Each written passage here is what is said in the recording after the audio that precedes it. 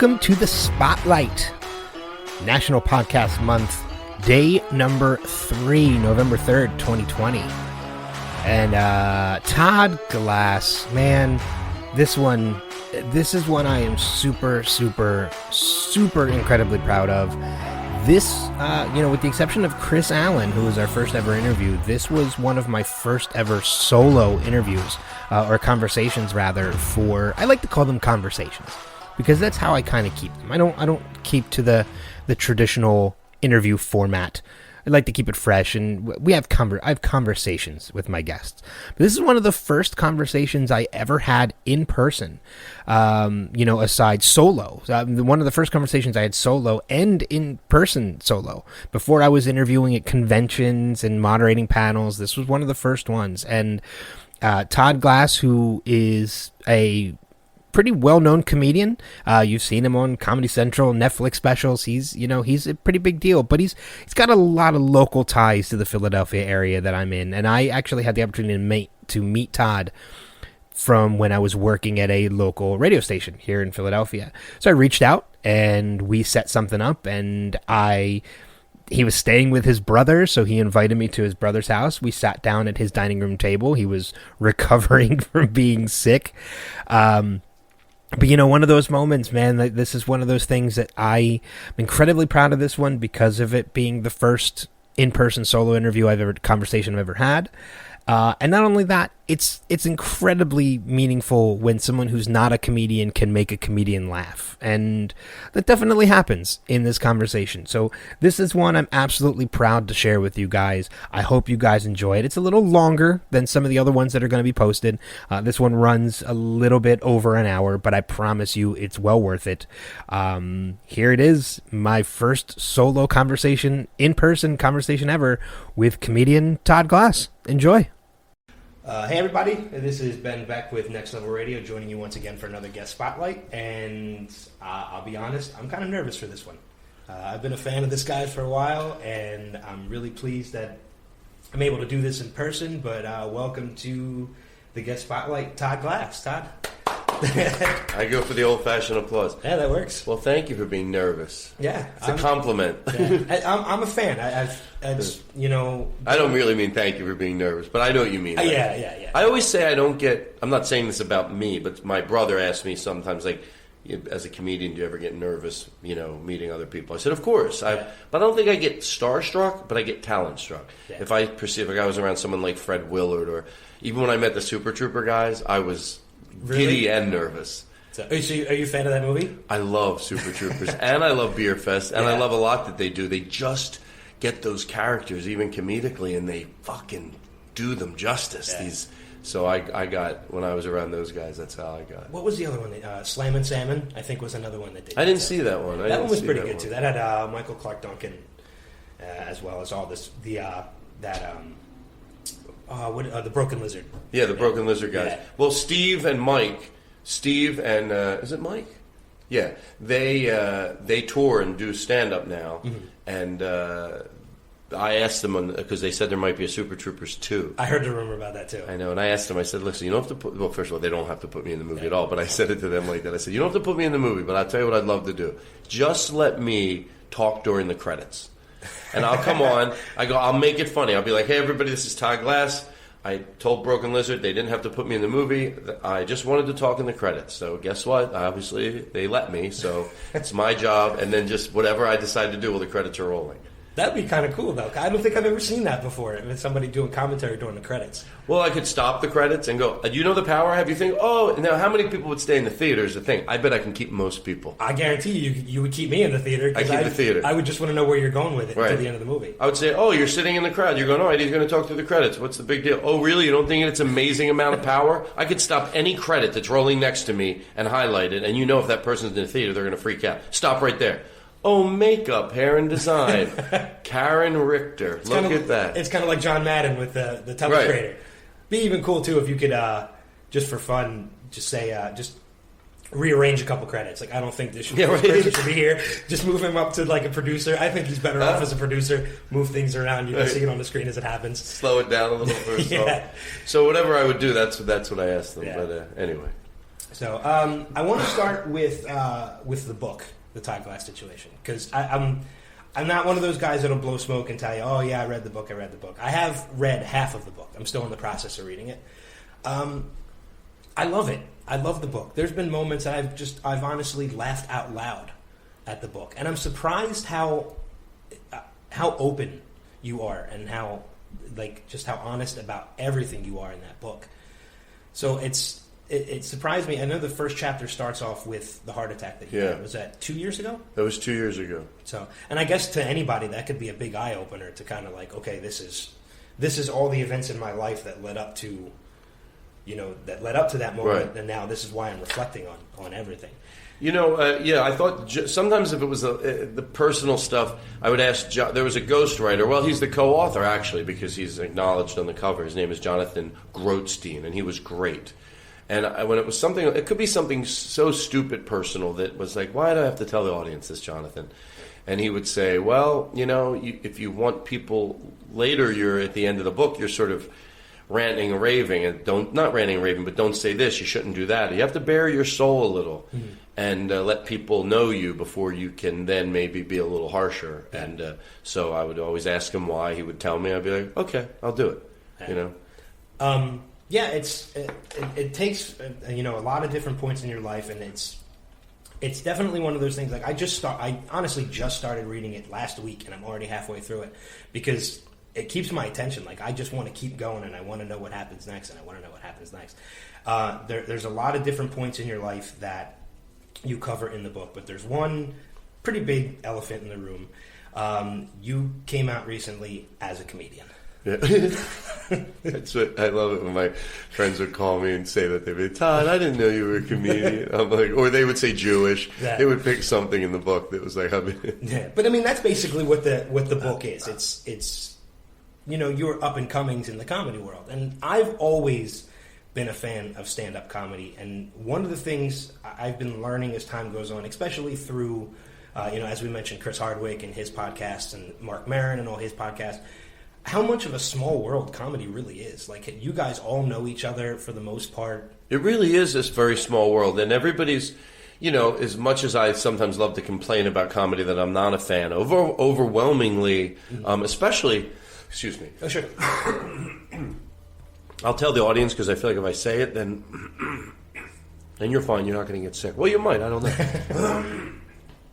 I'm fighting a little bit. I feel like I'm on the last day of a cold, so I probably sound a little nasally. But is that overwhelmingly, I've said this many times, I love most stand-up comedians, overwhelmingly, and I think comedy's in a great place right now because as much as we love to complain about what's on television, there's also, in the last 10, 15 years, been a lot of great things on television, stand-up comedians specifically. Mm. So young kids that grew up, over the last 15 years, they got to see some unbelievable stand-up comedians, which I think is inspiring a lot of them to say, oh, I think that's funny, I could do that.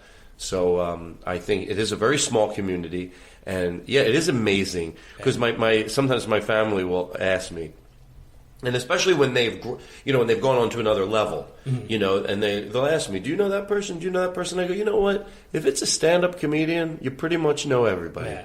I mean, because you tell stories in your book about how you had Rosie O'Donnell sleeping on your couch. Yeah, well, that was when I lived with Craig, and and they were friends. I know some of the stuff you forget because it just seems, and not in a sort of, oh, really? Like if somebody told me, yeah, Richard Pryor used to sleep on my couch, or somebody, you know what I mean, or I'd be like, really? Because it was just all happened so slowly, and then their career built over the, so. But yeah, you realize that, and the other thing with stand-up comedians that I think is amazing, when you if you're at a comedy festival, there could be a 2-year comedian, and then in the room could be, Louis C.K., and then could walk in, Ron White, and every level of comedian, could walk into the room, and everybody can talk, because whether you've been doing comedy for 2 years or whether you've been doing it for 30, you have enough to talk about. Yeah. Because they know you. I go on the road. I meet a comedian that opened up for me. He's been doing it 2-3 years, and he knows exactly what I know. Yeah. So there's so much to talk about, no matter what the gap is. in your years of performing. Yeah. Well, I think one of the things that probably gets people into stand-up comedy is just I don't think you enter into stand-up comedy without having gone through things in your life to give you that inspiration. Because I think some of the funniest stuff is people talking about their own personal experiences and just turning it around to make it funny, so that everybody else can enjoy it. I always try to say this because it was a breaking moment for me back when I didn't know, like, what do you talk about? What are you going to do? I used to think, now it doesn't mean this isn't a type of great comedy, to tap into something, whether it's emotional or whether it's political or whether it's social, but it can also be a silliness. But good comedy comes from inside, and but what confused some people? What about can silly? Of course, whether it's Jonathan Winters or whether it's Steve Martin or whether it's someone like Kevin Meaney or whether it's you could be extremely silly and it still comes from somewhere. It's an inventive silliness. Yeah. So, but yeah, and again, I don't think you have to be miserably a comedian. No, not at all. You don't have to be miserable. Some people might be, but I don't think you have to be miserable. Yeah, it's and it's funny because, like I said, I've been a fan of stand-up for a while. There was a point in my life where I actually did want to get into it, and I actually did try it. I did 2 openers, and it's funny because the first time I ever did it, I had no idea I was even going to do it. I had spoken to a comedian friend of mine who traveled around a lot, did the college circuits and things like that. Where'd you do it? Do you remember the club? It wasn't a club. I actually opened at a college. Oh, no, I'm sorry. My second gig was at a college. The first time I did it, it was at, there used to be a comedy club in the Hilton in Cherry Hill. Oh, I remember that. And I can't remember. Yeah, Clariton. It turned into later. I think and I can't remember what the name of the club was. Wasn't it the Comedy Cabaret? Was it a comedy cabaret? I'm pretty sure it was. It might have been then. But anyway, not that matters. Yeah, but I was funny because I was kind of communicating back and forth with a comedian friend of mine who was asking me like about material and things like that, and I maybe only had maybe 2 or 3 minutes of material at that, and I went out to see him one night and he asked me, how it was going, and he said, "Do you think you're ready to do it?" I said, "No, not at all." He said, "Well," he's like, "I need another opener." He said, "So do you want to open for me?" I said, "No, not at all. I don't want to do it." He's like, "Well, you're going to do it." I said, "Oh, I really don't want to do it." I said, "Because what if I go up there and I bomb?" And he told me, he's like, "We all bomb. Everybody bombs." He's like, "And you're in front of a bunch of strangers." He's like, "These are the best people to bomb in front of because you're never going to see these people again." He said, "Just go up there, give me, give me as long as you can, and once you feel like you're starting to lose the crowd, just introduce me and I'll come out." And I went out there, and you could tell just by looking at me, my hand was shaking like crazy. Microphone, you could probably hear it in the microphone, how bad I was shaking.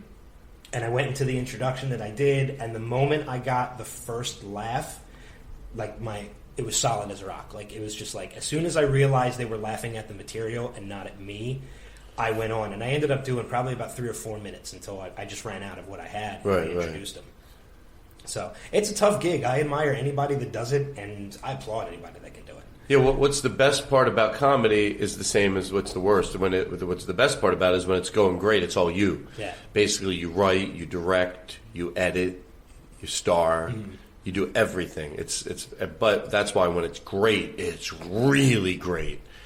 And that's why when it's, but that's what's so awesome about it. And that's the same thing they should do with television, because when you let someone have a vision and you don't interrupt that vision, you're going to win mostly. Yeah. When you go out and you perform, do you still have those gigs I'm sure you probably do, but do you still have those gigs every once in a while that after the end of your set, you walk off the stage and you just think to yourself, I just fucking nailed this. Like, this was... Oh, you know what? I don't think it gives by the way, when it comes to... I'm going to be paranoid and say this. I love talking about stand-up comedy, so I should say that first. That's what we're doing right now. I love it. But I always get paranoid because I remember growing up listening to Steve Allen, and he was a comedian from the older days, and he was a guy that was always talking about... And I used to go, why doesn't he stop talking about stand-up comedy and just be funny? So I thought, is that what I do? And the difference was he was complaining about it. Oh, comedy today, comedy today, comedy today. I was like, shut the fuck up. Comedy today. You're not even out there knowing what's going on, complaining about comedy. And I don't think I'm like that because, as we just talked about, I think comedy is in a great place, and there's a ton of great comedians out there right now. But I do like to break it down, and it is fun, and also it's good for me because it reminds me of, remember what to do. I might be saying it, but I'm also relearning it myself and always reminding myself. So the as far as going out there and the question you just asked, as far as I think it's if you never can admit, God, that went great, then it looks just like you're always like, woe is me, like, oh, that didn't go well. No, if it goes well, there's nights I know usually 2 minutes out onto the stage if they're going to be the crowd that I love. Now that doesn't mean if they're not the crowd that I love that, let's say the best crowd is a 10 out of 10. 10 out of 10, that's the best, for a stupid number scale. Yeah. It doesn't mean after that it's a 2. Sometimes you can work them a little and get them where you need them. But the only difference is I used to worry the crowds would like me, and now I worry I'll like them. Okay. It changes a little bit. It changes a little bit like that. But you still get nervous. I think I referenced in this book, I remember opening up for somebody, and I think it was George Jones, and he said, how's the crowd? How's the crowd?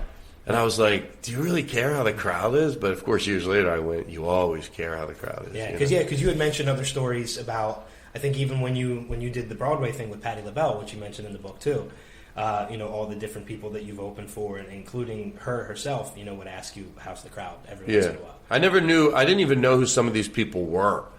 Like, I would just have to learn, because when I was opening up for some of them, the owner of the Comedy Works, who sort of served as my manager, helping me, he would always say, well, they're going to be on the Tonight Show tonight, so watch them. Yeah. And that's how I think it would maybe help me not be as nervous, because it probably was a good idea. Yeah. Speaking of the Tonight Show too, what was I haven't gotten this far in the book, so I don't know if you mention it or not. Who was the first talk show that you ever did? Like, who was the? I never did. It's my own fault. I'm not good at putting together tight sets. And when you can realize something's your own fault when it is, it's a lot better, because if you don't, you'll just be bitter, thinking there's some evil force against you. And sometimes I get a little frustrated that I think, I've never done the Tonight Show. Oh, well, I've done the Tonight Show with Jimmy Fallon, but I've never did the Tonight Show with Jay. Yeah. Jeez, that's annoying. Let me turn that off. Yeah. I never. You know what? I never did the Tonight Show, because when I did Jimmy Fallon, he was still late night. Yeah. And I did Conan years ago, like probably 20 years ago when he first came on the air. I think it was about 20 years ago. Yeah, I think so. Yeah, and I never did Letterman, which there's two things I'd really like to do, and I thought maybe the book would lead to that, is Letterman and Stern. I would love to do Howard Stern, but the show that I did the most was. And they really let me just be I can't believe how loose they let it be, was Jimmy Kimmel. Because my friends would be like, when are you going over your set for Jimmy Kimmel? And I'd be like, I don't. They go, you don't go over your set? I go, if I'm doing a bit, I go over it, we go over that with the producer, like, Jimmy will do this, you'll do this. Yeah, we go over it very, very loosely. But when it came to my stand-up, no, they would ask me if there was anything that Standard and Practices. Is there a product you mentioned? And because I never broke that trust, it was pretty much my friends like, you don't, because all the other shows, they go over and go over and go over it. So that's probably why that show worked for me, because I'm not good at putting together tight 5-minute sets. And Jimmy would let me sort of play. Like, I've done stand-up comedy there and then walked over to the panel because I saw somebody laugh really hard and high-fived them. Really? Yeah, because it was just like they seemed to like that type of playing. Yeah. And so that worked for me. So I've done that show, I think, I'm pretty close to almost probably 15 times since it's been on the air. And it's a fun show to do. Yeah. I know when going back to like Comedy Central and things like that, as far as I know, we were mentioning Chris Hardwick and things like that. One of the shows I know you were on that I've been a fan of since the first episode, and I was really excited to find out that you were on it. It's his show At Midnight. And I think it's hard for me to do that, believe it or not. I don't know if that's going to happen again. because I've been wondering if you were. Are you like good friends with Chris? Or you? I know, I'm very friendly with Chris. We don't hang on a daily basis, but like I said, most comedians, we have the same manager. Okay. So I've known Chris for a long time, and I've always thought he's a nice person. Yeah. Well, because one of the things I love about that show is it's really opened me up to a lot of different comedians I had never heard of before, and just the just the material that they bring up, especially on the spot and things like that. It's really made me fans, and it's gotten me to check out and open up about different comedians that I've never heard of before. Yeah, they really have a lot of great comedians on that show. I'm not a destination TV watcher, but I flip a lot, and every time I flip, and actually, you just saying that made me think of it. But there's a lot of people that are on that show that are funny, really funny people. Yeah, I know two people off the top of my head that I've become big fans of. Just name because, them. Ron Funches. Ron is great. Who you've had on your Ron show. Ron is just Ron is awesome. Yeah, and Paul F. Tompkins. Paul F. Tompkins. I think you've had on your show. Yeah, Paul's been on a lot. I've just become huge fans of theirs because I laugh every time they are on that show. Paul's great, and that's the whole thing with social media today, being having podcasts and television being more reasonable to produce. You have a lot more TV shows. And by the way, and there's a lot of great TV. I always try to look at the positive side of it, is that a lot of people will go, oh, there's so much shit on TV today. And there is. But guess what? There's also a tremendous amount of great television. Yeah. And not only, one of the types of television that I love is the sort of the obscure stuff on, like on Adult Swim and stuff like that, which I love, and Bob's Burger, or, I'm a big Family Guy fan, stuff like that. So am I. But also just good old traditional, sitcoms, have been on the air. Like good old, just regular, shows. I know Everybody Loves Raymond isn't on the air anymore, but, it was on the air a few years ago. Yeah. So there's that type of shows that are still out there, and then there's all these little niche shows. Television, is in a great place. Yeah. Speaking of television, you've actually been on an episode of. I have two favorite sitcoms that still to this day hold my top two spot. Still hold my top two spots in my favorite sitcoms of all time. They're no longer on the air, but you've actually been on both. One of them was Friends. You did an episode of Friends, and the other one was Home Improvement, which is probably still my favorite sitcom to this day. I've done go ahead. I'm sorry. No, that was pretty much just because you played the role of Tim Allen's dad in a dream sequence. A lot of people are like, wait, how'd you play Tim Allen's dad? I think you might be younger than him, but in a dream sequence when his dad was young.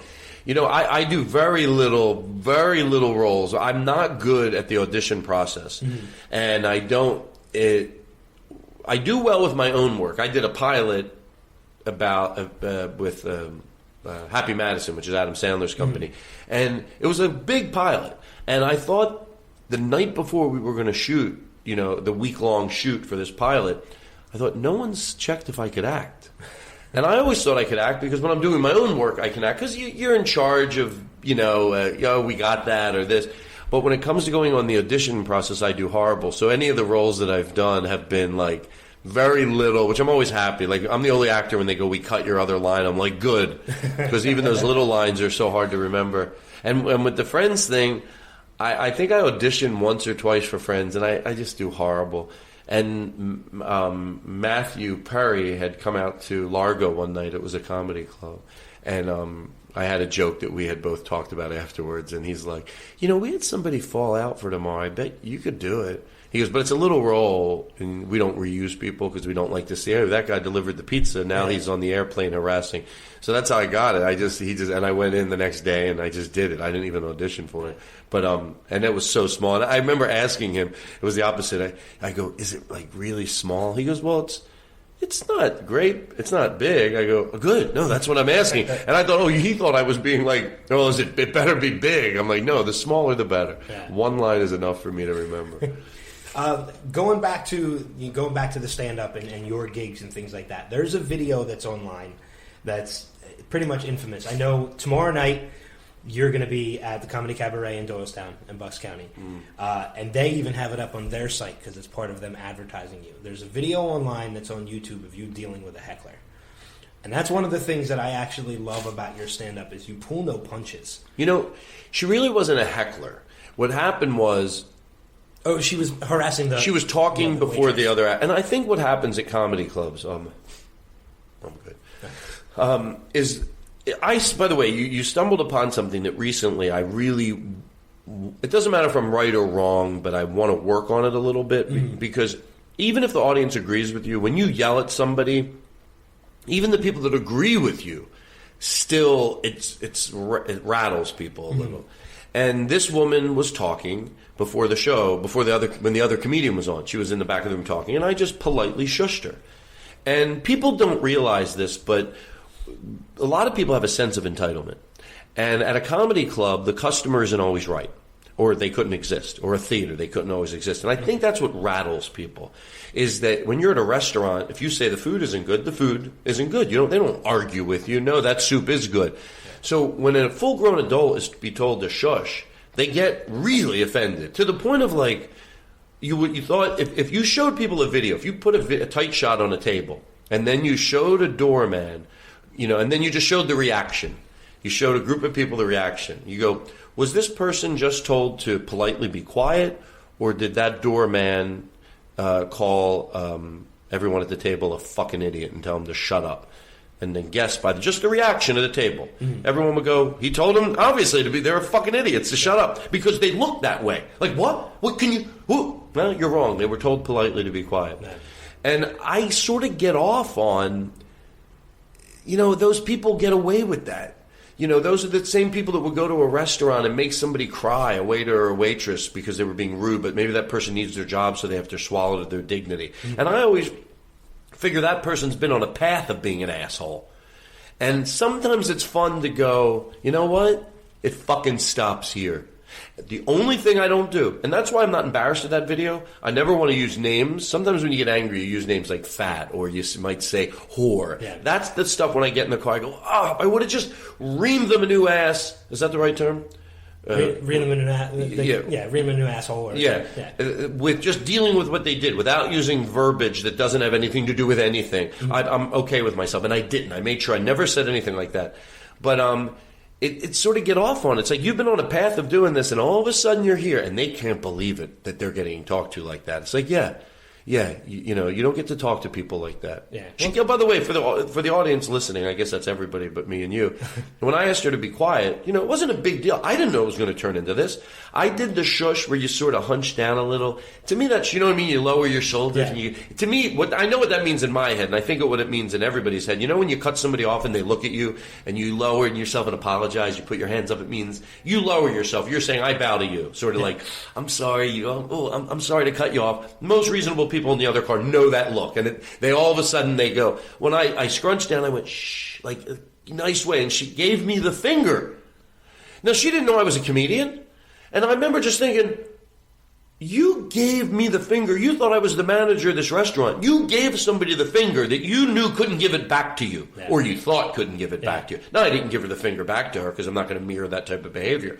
But I thought, who are you? And I don't mean it like, who the fuck are you? Yeah. You just gave someone the finger. That's not even good at your age when someone can give it back to you. Who drives around giving people the finger when they cut them off? Let alone someone that can't return it to you? Yeah. You gave someone the finger that can't return it to you? What are you, a fucking monster? I don't care if you are decent looking, meaning you don't look like a monster. Your insides are of a monster. Yeah. So I thought, take a deep breath. Go on stage, do comedy first, get the audience to like you, and then deal with it. Yeah. And for the rest, you have to go to YouTube. Well, because there's comments on that YouTube video that go both ways, and that's just the way YouTube and social media. 95% of them are pro. Oh yeah, they're all on your side. There's about 5% that say comedians should be able to handle that. Yeah. The thing that I hate to say that I hate that people say the most, but I don't comment on video clips. I sometimes want to go in and straighten everybody out, but I don't. I never comment ever. Not once have I commented. Gone in when they say it's a woman, it's typical woman. It's not. It's men and women that heckle at comedy clubs. Yeah. It's men and women that heckle at comedy clubs. It just happens to be a woman in this case. Yeah. Men are just as bad. I don't see it overwhelmingly being women at all. And I know what I'm talking about. Yeah. And it's one of those things that I think you even said when you turned around and you were reaming around, is the fact that this is the kind of person that's gotten away with this up until this point. She's done this before. She wouldn't have done it this time if she hadn't gotten away with it before. So, and you called her out on it, like you just flat out. I think you even said that, like I said in the rant, that she's gotten away with it before, but she's not getting away with it this time. Can you imagine if an usher at a concert, like I went to see in Vegas. Sometimes I'll go to see a performer, and I peeked at my cell phone, and put your cell phone away. Can you imagine? That's what I always think. Before you're hard on somebody else, ask yourself, Todd. Come on, you'd never give someone the finger, ever? And then you answer the question. You go, no! I can't even imagine it. I'm not a saint. But I can't imagine an usher going, hey, you have to put away your phone. And I turn and go, hey, fuck you, with my finger. Hey, fuck you. Yeah.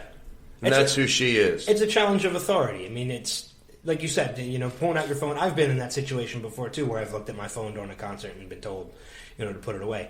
It's the rule of the venue. It's you do what you're supposed to do, and it's like you said, you do that crouch down because you know you're in the wrong, and you fix it. So anyway, excuse me for coughing. One of the things that I know about you is the fact that, at least it seems to me, that you are a very busy person. You're constantly touring. You have your show. I know you do a lot of guests. I know you've done stuff on Tosh before and things like that. What do you like to do in your free time, if you have any free time?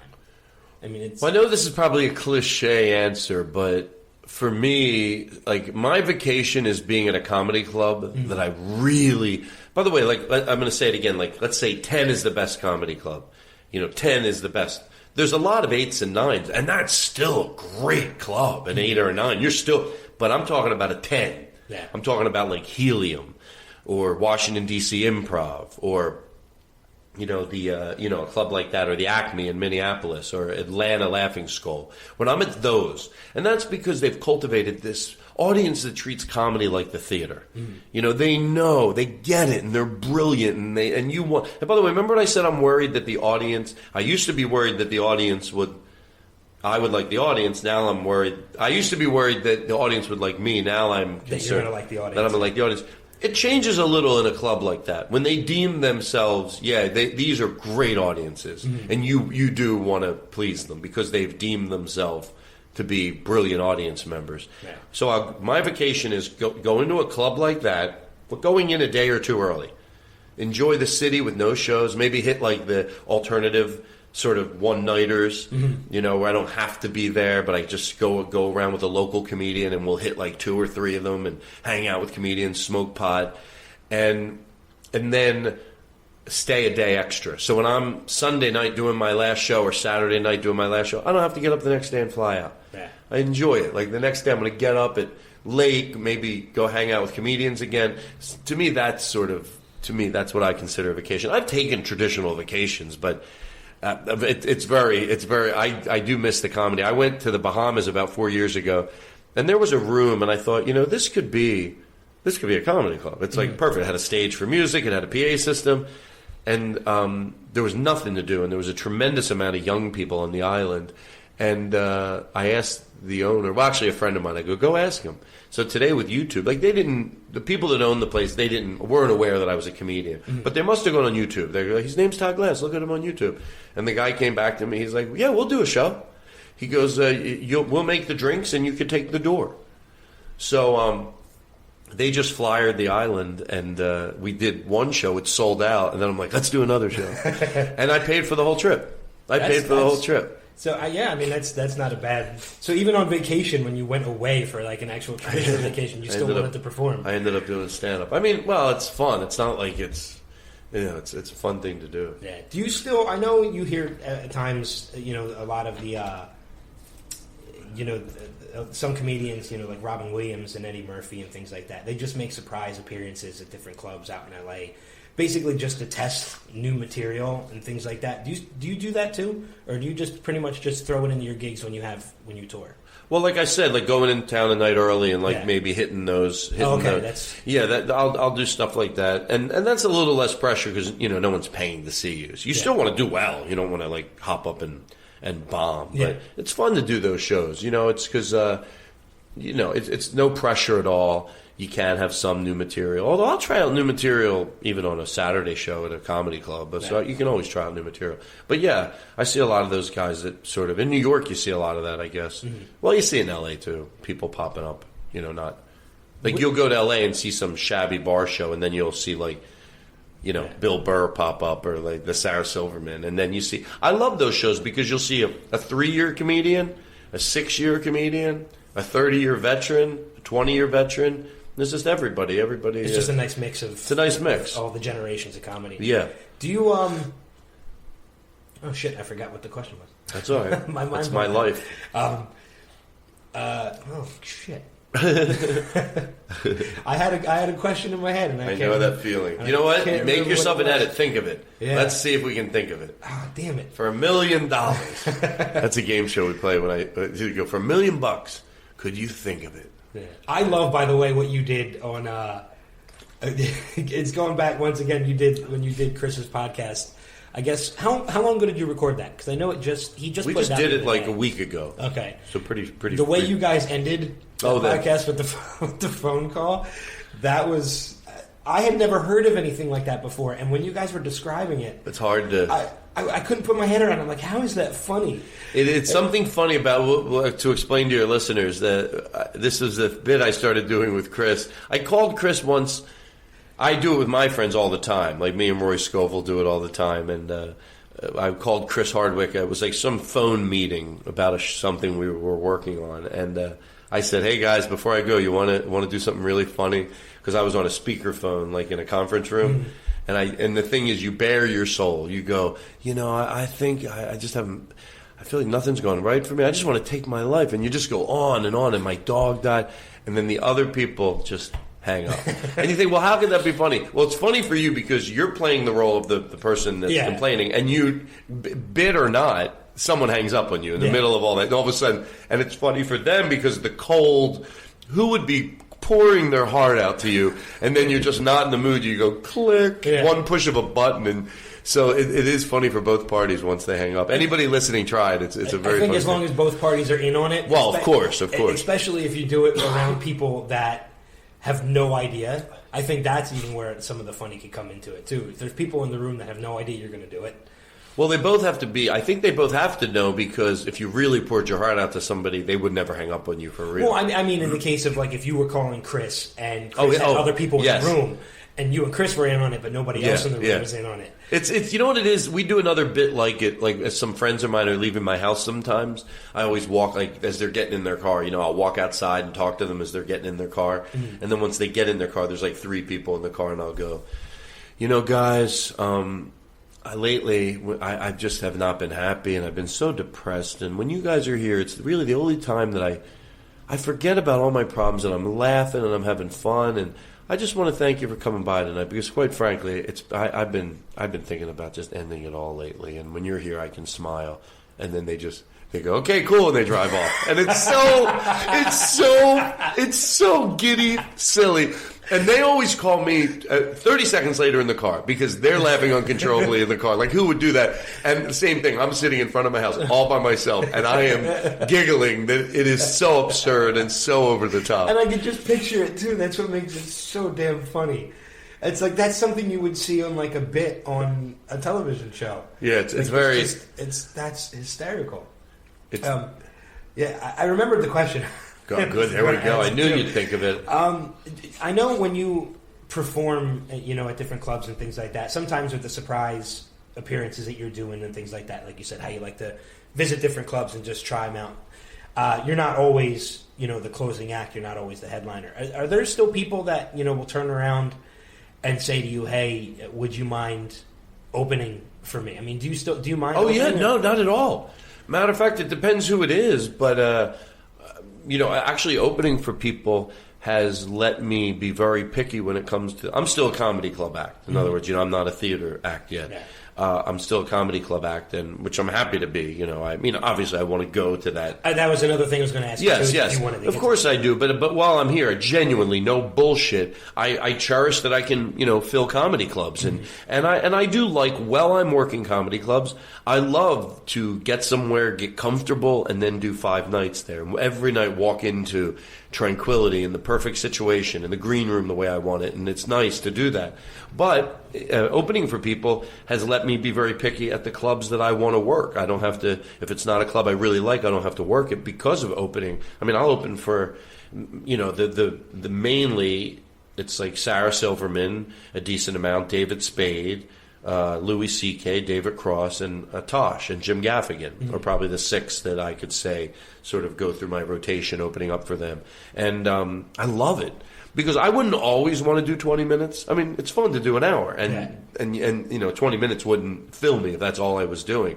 But when you're doing it, it's pure joy because you're working big theaters, sometimes 2, 3, 5, 6,000 people, and you're doing 20, 25 minutes, and then you can enjoy the show. And I would say most of the time, 75% of the time, after I'm done my show, I'll go take a seat all the way in the back of the theater or stand on the side somewhere in a little cove and watch the show. Yeah. And then you go out after the show and you eat dinner and you hang out. So opening up for acts is so much fun. And also the tour bus thing is it doesn't get any better than that. I mean, I love and obsessed with the tour bus. Really? Yeah, it's so, it's not like we're a band that has 20 people. That could be a little much being in a tour bus. Real quick.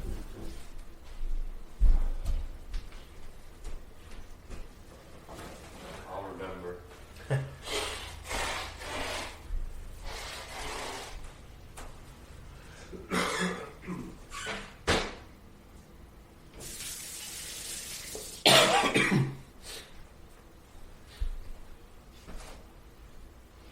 That's what I love about conversations like this, too. You lose track of time. Yeah, I know. It I get like 40 minutes in. So I'll just take off from the tour bus. Yeah, that's fine. We were talking about the tour bus. It's just so much fun because you don't lose that. There's no downtime. Mm-hmm. A lot of times what would happen was, depending on how far the next job was, and we were saying as far as it's only 2 or 3 of us in the bus. It's not like there's 20 of us. Yeah. So we have enough room. There's usually 2 bathrooms on most of them. So there's a back bathroom and a front bathroom, and after a show, the driver will either say, go out after the show if you want, because we don't want to leave till 1 a.m. So you can go out, have a fun night after your show, go out to dinner, enjoy the city or whatever, and then you get on a tour bus and you hang out for a little while, you watch TV, watch a movie, and then you go to bed. And it's like while you're sleeping, it's like if your bed started up and drove down the highway, and it's comfortable. I mean, they're really comfortable. They don't design those things to be uncomfortable. The mattresses, everything on them is. Yeah. Well, you're spending so much time in them nowadays. Yeah.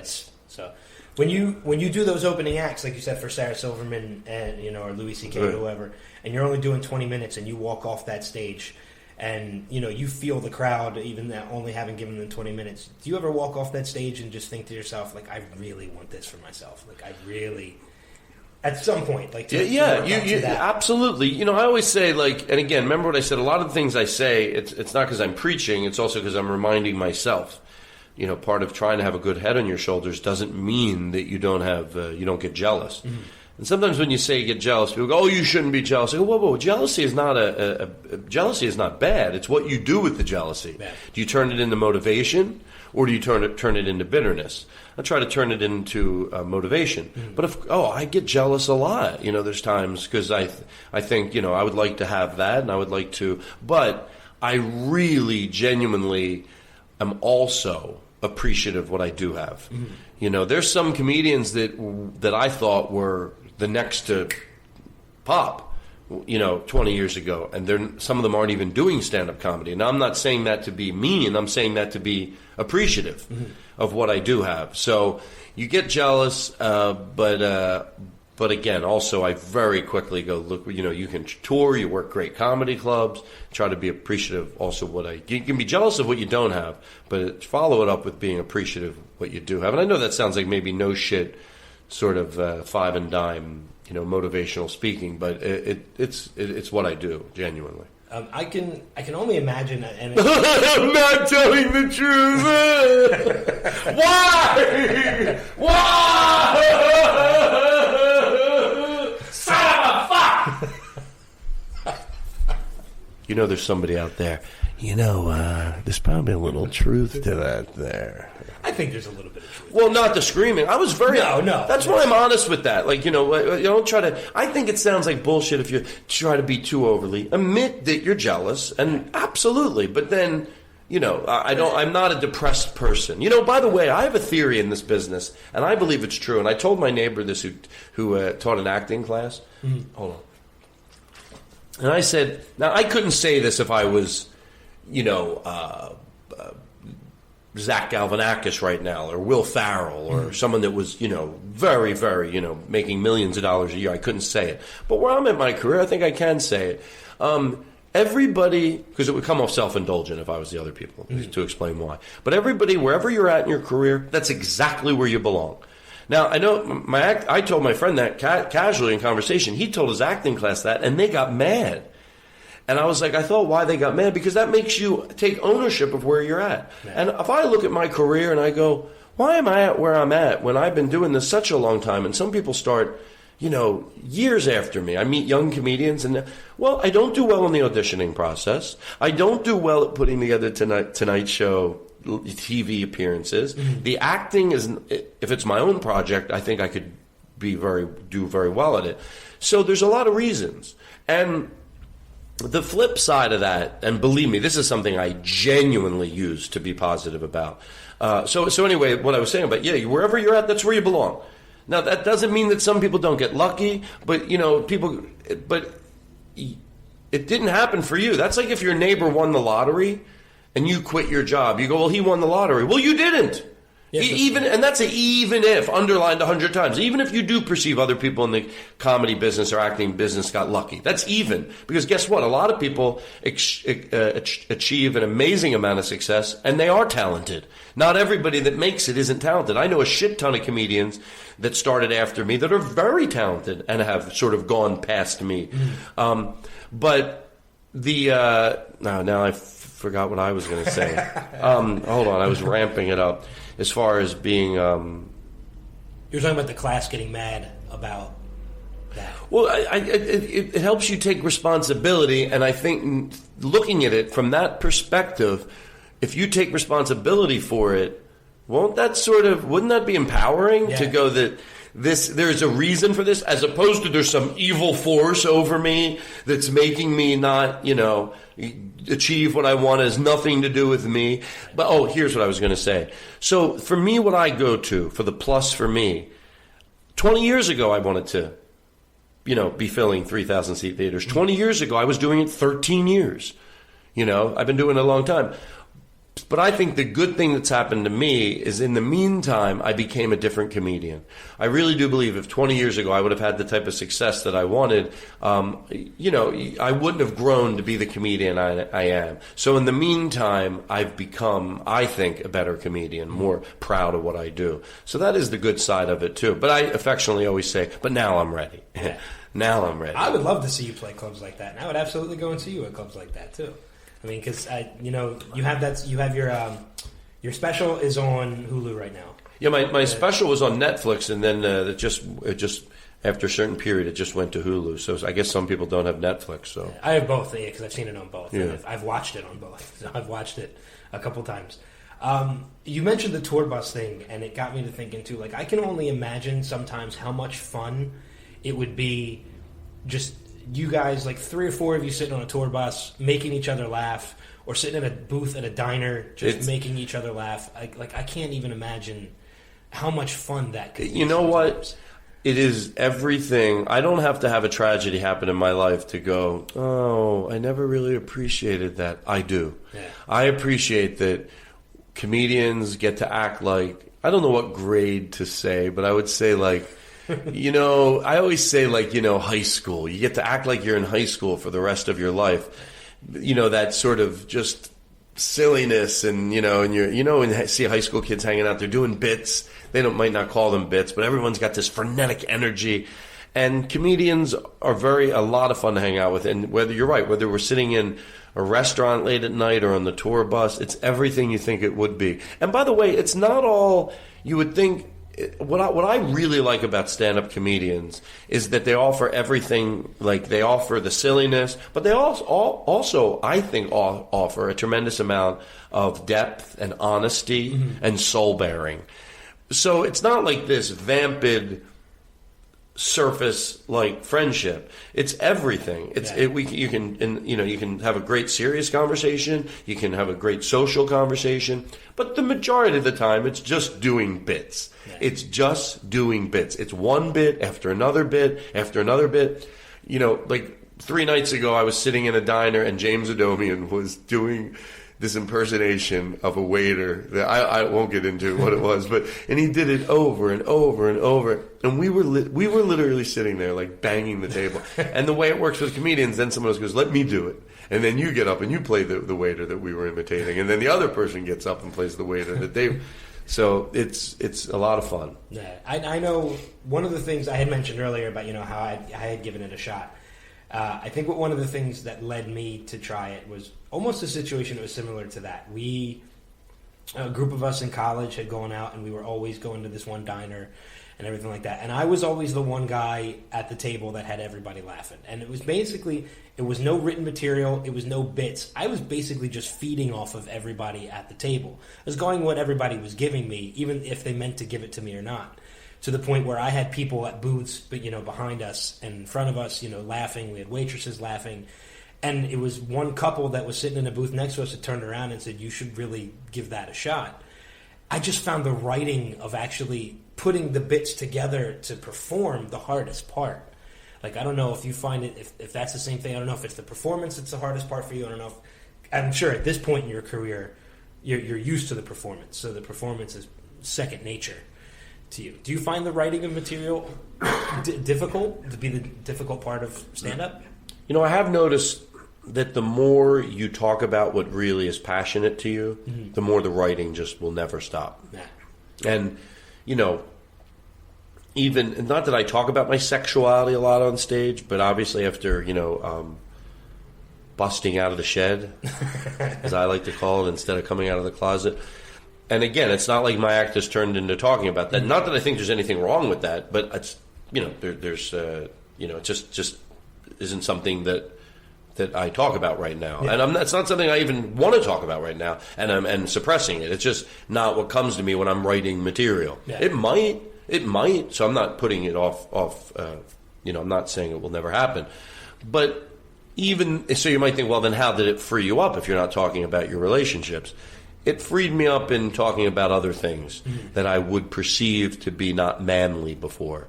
So I would just not talk about it, Yeah. So it has freed me up a lot on stage to be more tap into what really, what I obsess on sometimes, So the more you talk about that type of stuff, the more I think the material you'll never run out of things to talk about. Yeah. You mentioned going to clubs and things like that and going to perform. Do you ever go to a show just to watch? Like, you see a comedian that's coming to town and just be like, "Hey, I haven't seen this guy before. I haven't seen him in a while." Well, it's funny you say that, because I was just talking with one of the on my podcast, one of the guys that does the sort of the soundboard. He's a young comedian. His name is Jake Adams. And he goes to see, like, he'll go, "I'm going to see Bill Burr one night." I'm like, I want to go see Bill Burr. Mm-hmm. I want to go see Bill Burr, not doing 10 minutes, because that I do. I'll see him like at 10 minutes at Largo, or like jumping around. But I do want to do that, and that's why, like, I feel like in New York, you could go see those guys at Caroline's. Somebody that you want to go see, or like Brian Regan, or somebody like that, to go just see them do it. Paul F. Tompkins, Patton Oswalt. So I do want to do that, but I don't do it that often.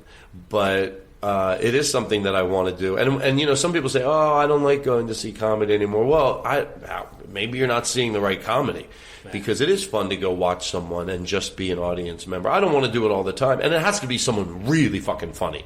Otherwise, I'm going to drift off and wish it was me up there. Yeah, I'm going to drift off to other places. But if it's someone that you're a big fan of, matter of fact, I did go to see Brian Regan about a year and a half ago. I was opening up for Jim Gaffigan, and we went into San Francisco a night early, and we all went to see Brian Regan, and holy shit. I mean, it was so much fun. Yeah. And it also, this is not why I did it at all, but it reminded me of what people go through when they go to see a show. Mm-hmm. and we didn't have to obviously even wait in line or anything like that. So that, but still, we still went out to dinner. We still, we're at the hotel. We got ready. Mm-hmm. We went out to dinner. Take a cab to the comedy club. Went inside. Like, you realize it's an event. Yeah. And it makes you respect it a little more. I already have a tremendous amount of respect, but it will never hurt for it to keep growing. Yeah, people are paying babysitters. They're paying to park. They're coming inside. They're buying drinks. They're doing all that stuff. Remember to value that. It's not just a Thursday night. Yeah. And it's a night out for some people. It is. Some people, it might be the only night out they have, in a couple weeks. Yeah, and let me tell you something. If somebody's really trying their hardest and they're not having a good set, that I can enjoy watching. You know what I mean?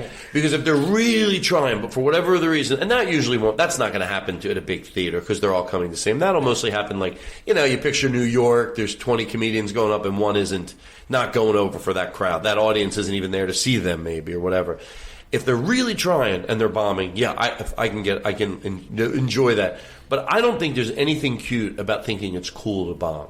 If you're trying, and fuck the crowd if they don't like you. As long as you're up there doing what you think's funny, if they're not liking you, fuck it. Right. But that's the end of my sentence. I know L.A. is big for comedy. New York is big for comedy. I've heard Chicago. I could be wrong about that. It's amazing. I don't know how certain cities. I know Philadelphia right now has a really cool scene. Probably Helium has helped that. Mm-hmm. Atlanta. I mean, it's crazy. Atlanta. I think Kurt. I'm going to say his last name wrong, so I'm just not even going to try to say it. He tweeted. I retweeted it because I felt the same thing. He goes, "I'm in Atlanta at an open mic night scene, and if this is their open mic night, something like watch out the rest of the." And I thought the same thing. I'm like, what? This is amazing. Minneapolis. And so it doesn't have to be the city you would think it would be. It doesn't have to be a metropolitan, you would think. Certain cities, I don't know how it happens, but it cultivates this amazing new scene. Yeah. So what was your original question? Oh, it's just what other cities would you say are pretty large for comedy is? Yeah, like Atlanta, Minneapolis, Philadelphia right now. There's probably some cities I'm forgetting, but Bloomington, Indiana. Really? I wouldn't expect that. Well, it might not be as big as Atlanta, but there's a lot of great comedians, and the scene is really cool. And I bring my own act pretty much everywhere I go, unless it's one of those scenes where the club owner I deem has a good taste in comedy and will put someone ahead of me, like we were talking about, a club that where the opening acts you don't feel match the headliner. We don't have to say who. Yeah. Unless it's one of those clubs, I bring my own act. And at the Comedy Addict, the owner, Jared, he uses local acts, and I'm happy because I like working with new people. If I think so, same thing with the Acme or Atlanta. I don't bring somebody because there's so many great comedians in that scene, and then you get to work with new people, and that's fun. That's like new friends. Yeah. New friends. That's another thing about comedy. I never really thought about this. Making new friends. Like I have my old friends that I've had. From high school, I still have 4 of my same friends that we still talk. So I have my old friends, but there's nothing like making new friends. It's fucking fun. Yeah. You make new friends like that. You go out at night and you're excited and you're all hanging out with each other. So, that's another great thing about comedy. You don't have to mention any names, just because I don't think it would be right to anyway. But are there any acts out there that you see their success and you seriously wonder after seeing their acts how they're that successful? Or do you think everybody's pretty well deserving of where they're at right now? Well, there's definitely the comedy. Whenever I'm complaining about comedy around new people, like you're on the road, I always take the time to say this up front. I actually literally have a disclosure. Let me say this before we do this. I love to complain about bad comedy. It's never a 2-year comic. It's never a 3-year comic, ever. Because you don't know what they're going to turn into. I don't even care if it's a 2-year comic that is extremely derivative of a famous comedian. Sometimes you go back 3 years later and you go, fuck, look, they really came into their own. So it's always someone that's not going to change. Yeah. but it's not. But it's just to do that. They're not preventing me from being where I'm at. So my anger does not come from that. And I genuinely believe that. I don't tell myself that. I believe it, and I know it's a fucking fact. Their success has nothing to do with my success or my you know what I mean? You know, where I'm at in my career. Yeah. So with that put aside, because I see sometimes it creeps into that. Like, oh, they're because... No. Everything, you might not like their act, and we'll talk about it, but they deserve everything they get. Everything they get, they deserve. So, but the acts that get me very angry, you know, I was talking to my brother as a teacher and also my good friend Andrew as a teacher, and my brother was saying something. It's not the teachers that teach differently than him that get him angry. You know, have a completely different way of teaching. You would think, well, why wouldn't that get you angry? Yeah. No. Yeah, I might disagree with it, but it's the teachers that don't give a fuck. They don't give a fuck. It's not that they teach differently. They don't give a fuck. Now, you might say, who's to decide? It's pretty apparent. Yeah. A teacher might have a completely different way. They might think this is a good idea, but they care. But God damn it, you disagree with everything that they do. That's not the ones that get them angry. And that's how I feel about comedy.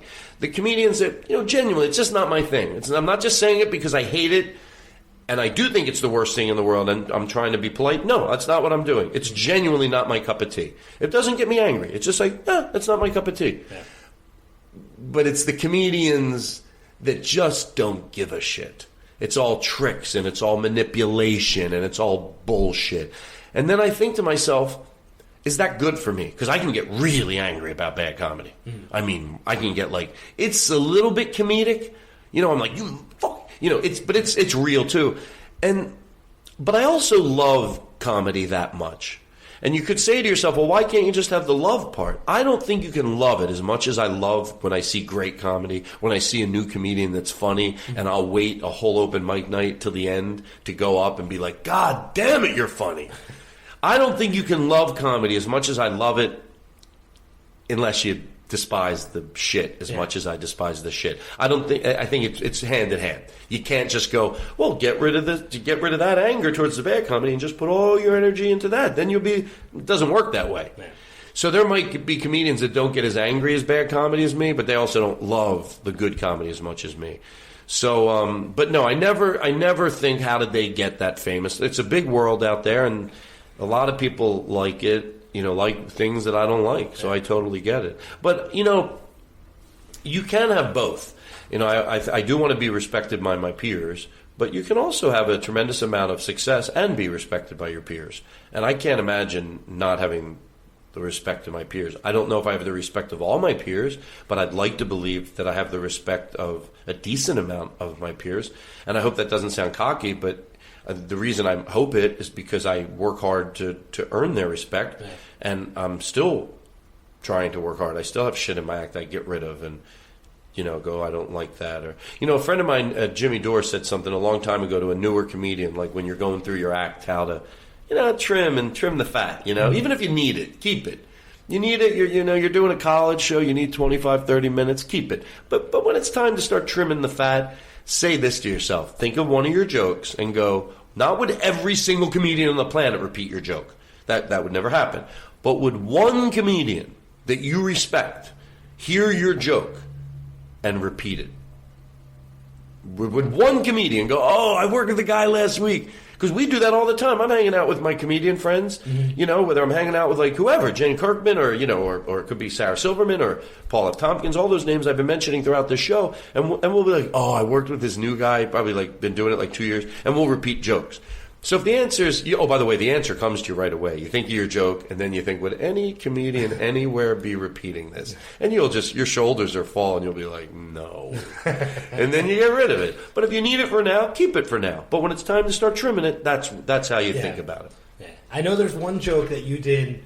I mean, your whole stand-up special, the one that's on Hulu and Netflix, had me laughing the entire time. But there's one, and it's actually mentioned in your book. There's one joke that's in there that just I've told to people at work just because I just found it hysterical, and it was the one about the towels at the hotel.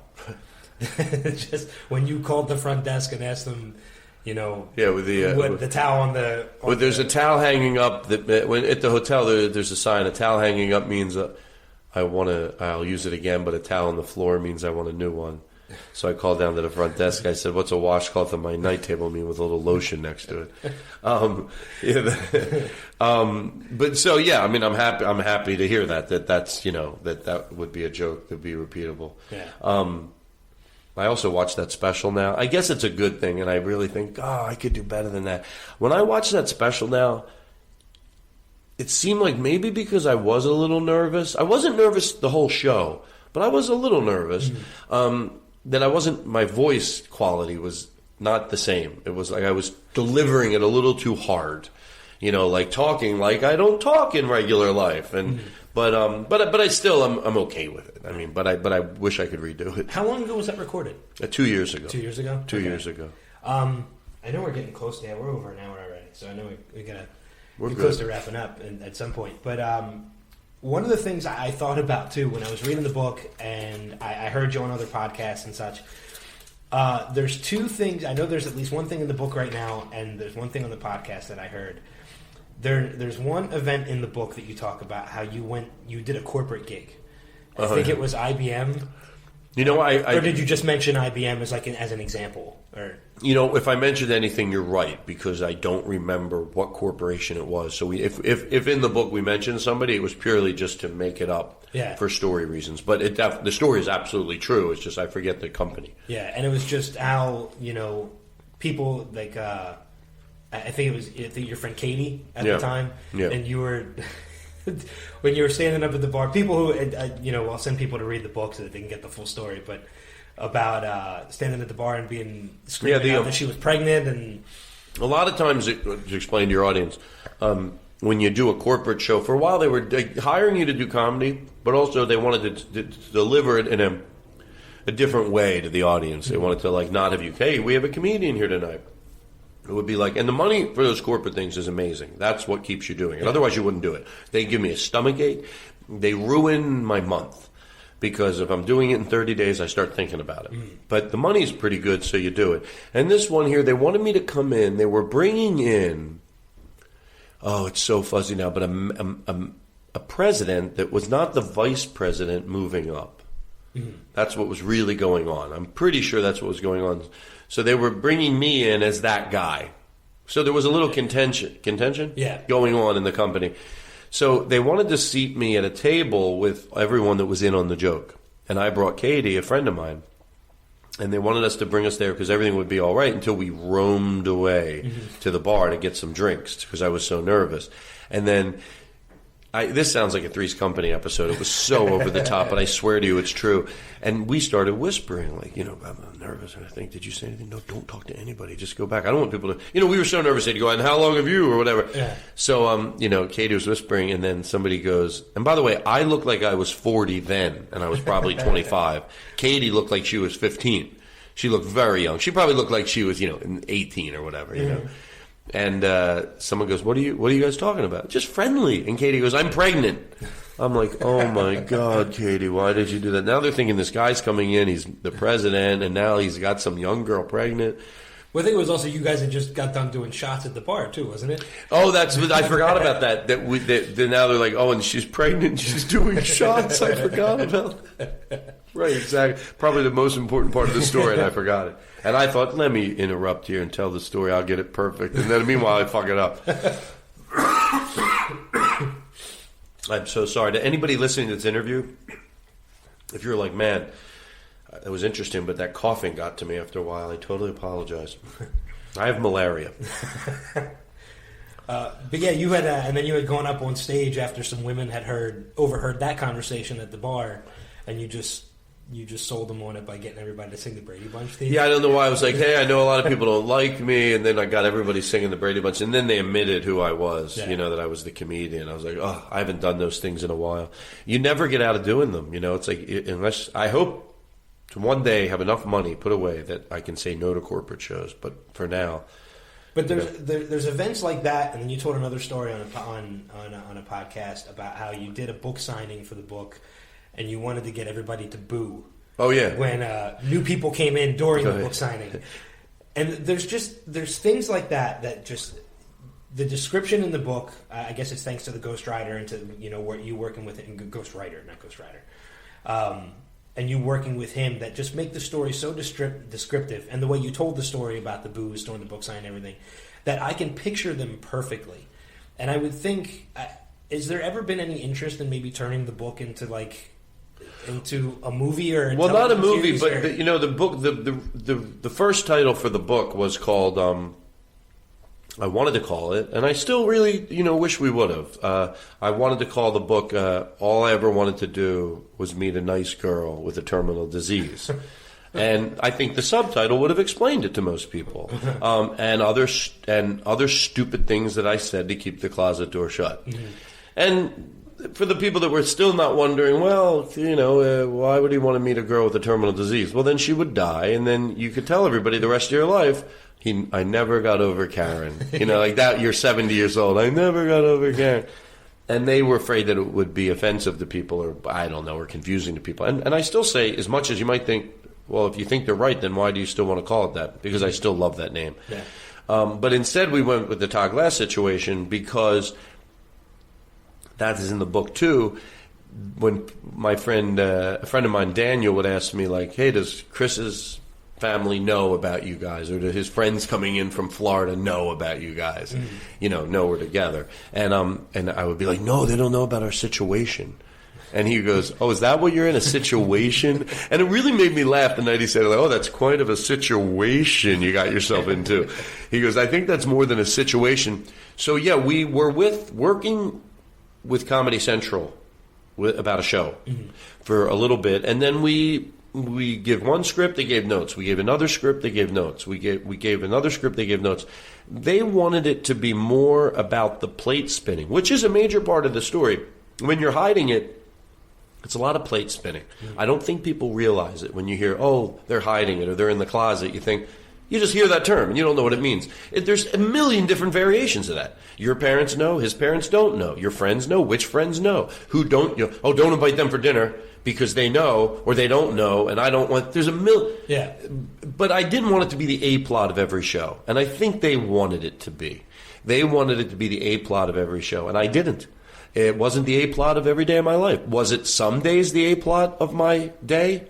You know what I mean? If I'm referencing my life as the A B, or B plot of and a C plot of a sitcom.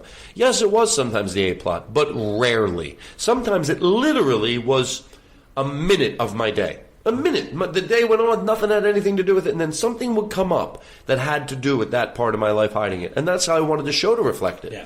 So we, on the last, they gave more notes, and my manager said, if you don't give them what they want, they're probably going to, walk, whatever you call it. They would, we're not going any further with it. So they bought, and they did. And then we turned in the final thing, and they said, we're going to pass. That's what I mean. They're going to pass. Okay. So now we're looking for another home for it, because there's been a lot of shows about people that are out of the closet, which again, I hate that term. It's not, no one else should stop saying it. It's a fine term. I just hate it for me. But it's not like I'm saying no one should say it. It's fine. And when you say it, everyone knows exactly what you mean. Yeah. It means you're hiding your identity. I get it. But that's why I say busting out of the shed, because it's a little more manly. Or coming out of the garage, as you use on, I think you used that on Chris's. Yeah, coming out of the garage, whatever. Something that's got a little tougher, bite to it. Yeah. That there have been a lot of shows about people that have been out of the shed, but there has never been a show really about someone hiding still, being in the closet still. And I thought it would be interesting. I really do. I think it could shed. I think it would be funny, and I think it would also shed a lot of light on it. But I also wanted it to have nothing to do with it. Sometimes I wanted it to just have nothing to do with it. I wanted the show to be able to be funny all by itself, and that was just another layer of it. So the answer to your question is yes, and the show would be called The Todd Glass Situation, and I'm hoping we find a home for it, because I think it could be a good show. Is it something that you would want to play yourself? Oh, absolutely. Okay. Absolutely. And my manager asked me, what if you sold the show to, whoever, and they said, listen, we like the show, but we want to buy the concept, and you'd stay on as an executive producer. I said, when it came to that, I would probably say okay, but I'd really rather play that part myself. I think, if anything, that would be another step in your career that could help you get to that big arena. Well, of course, a show on television would absolutely help. But the stand-up comedy is what I like to do more than anything. Yeah. If I could just tour, if I could be like a Brian Regan, a guy like that who's pretty much just known for being a great stand-up comedian. I thought I turned my phone off. That's what I would love more than anything. Like I even said once, hypothetically, like let's say Jimmy Kimmel let me come out on a show 3 times a week, 3 times a week, and walk out and go, can I be on your show? He goes, no. And that's all I did 3 times a week. Or I came out towards the end. Ladies and gentlemen, Todd Glass. He sort of does that with Matt Damon. Yeah, so I'm just using this as... But let's say it was something like that where 3 times a week, literally, or twice a month, just a shit ton, where they introduced me. I come out, I sit at panel, they go, oh, sorry, we're out of time. I never say anything. But that's how an audience knew me. I'd be fine with that. Yeah. I'd be fine. Like, oh, that's the guy that comes out on the Kimmel every single night or something, and they never use him, or any bit like that. That's just if it was on Jimmy Fallon or any show like that, that's all I did. And that's only, people didn't even know what to expect when they came out to see me, but that's how they knew me. I'd be fine with that too. Do talk shows contact you to do that, or can you pitch that to talk shows to do something like that? Well, I pitched sort of bits to Kimmel to that show a lot, but yeah, you have to either know somebody there. Usually, you know somebody that works on the show, but I think to do something like that, you'd have to sort of have a relationship with them before you pitched it. I mean, there's definitely other networks out there. I feel FX and things like that. There's a lot. There's definitely a lot of other places that you could pitch that show. So, I mean, I wish you the best of luck because I would love to see it too. Thank you. And if it's not that, it'll be something else. The only other idea. I'm very big into social issues, and I would love to do what sort of Jon Stewart and Bill Maher have done for politics for social issues. Because you would think, well, if you tried to explain how Jon Stewart or Bill Maher could deal with all that stuff but make it funny, someone would think, oh, are they going to mock that type of? No, they would just. They would just you could now we see those shows so we understand, and that's the same thing with social issues. I would love, because if you think about it, what is Jon Stewart? They took some very traditional shows that were boring talking about politics, and they're interesting to watch. I would love to do that for social issues. And I think it would be a great show. And that's I don't know which one I would want to do more if I had a magic wand, if I could wave it and have like, almost like a, I can't even think, like, maybe what Oprah, that type of a show, or Phil Donahue in his day, but I'm a comedian doing it. Yeah. But driven by passion. Well, that's kind of like the sort of, like, I know one of the things that I would love to do one day, because I'm a big pop culture junkie, so I would love to do, like, even if it's, whether it's in podcast form or, with any stroke of luck sometime down the road on a television show or whatever, just do like a round table and just different people joining in talking about whatever new in pop culture that week. I mean, there's talk shows that do it all the time. Joel McHale does it with The Soup, and that's more parody and making fun of things and stuff like that. And even Jon Stewart, as you mentioned, and Stephen Colbert, they'll touch base on it, and Jimmy Fallon and all those guys. But it would basically just be pretty much just that. So I mean, there's always different ideas. Yeah, there's so many avenues and there's so many venues today that I think this will be a good year for me, and I think the book will lead me to a lot of paths. Yeah, the book is still fresh. I mean, it just came out in June, so it's. The book came out June or July 3rd. June 3rd. June 3rd. You're right. Because I know you were on Preston and Steve, which is a station here in Philadelphia, and you had mentioned the book. Right. I had pre-ordered it that day, so. I'm looking at my calendar as we talk. Yeah, you're right. We did it on June 3rd. So I've been reading a little bit of it every day. I'm loving the book, and I've been telling a lot of people about it too. Thank you. So. I know a lot of people, and I'm big into social media too, and I know I've posted on Facebook. I know when I first started reading the book, I posted on Facebook that I was reading it and how funny it was. I have quite a few of my friends comment on it who knew who you were and said they were going to add it to their reading material and things like that. So I'm spreading the word too, just because I like to do that. I appreciate it. Take all the help I can get. So, I know we're about an hour and 15 in. So we should probably get started wrapping things up. But I just want to just some information, just so I can point people your way and get you, get you bigger and things like that. Your website's toddglass.com. They can follow you on Twitter at Todd Glass. And your podcast is through the Nerdist Network on Facebook.com/Todd Glass Show, and it's on iTunes as well. Yes, the Todd Glass Show. Which I've heard a couple episodes too. I went back and I listened to like I said, the one with Paul F. Tompkins and Ron Funches, and I'm going to listen to more. Just my iPod took a dump the other day, so I got to get a new iPod so I can start listening to You don't have an iPhone? No, I have I'm Android. Oh, but they don't have a podcast app? I can, if I download it to my iTunes library, I can access my iTunes library through it. But I just have to set it up for the podcasts. Because I think I'm actually probably going to get rid of now that my iPod took a dump, I think I'm going to just go through my phone. Because all my music that I have to load onto my iPod, I can access right from my computer. Oh, yeah. So it's so much easier just to do it this way. And so, but you're going to be out at the Comedy Cabaret tomorrow night, Doylestown. This drops. When's this drop?